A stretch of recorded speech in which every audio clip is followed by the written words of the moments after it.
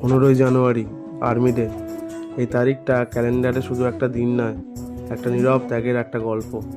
1949 সালের এই দিনটায় ভারত প্রথমবার নিজের সেনাবাহিনীর নেতৃত্ব নিজের হাতেই তুলে নেয়।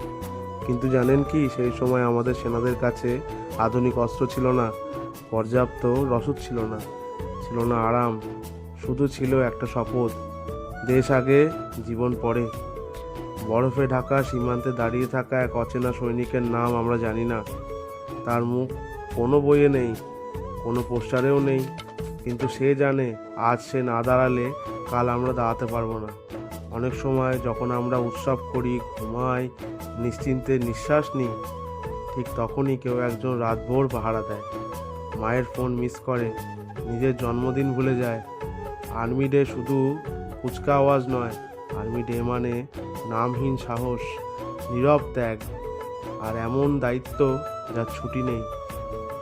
15ই জানুয়ারি আমরা সেলুট করি সেই সব মানুষদের যারা আমাদের স্বাধীনতাকে প্রতিদিন নতুন করে রক্ষা করে।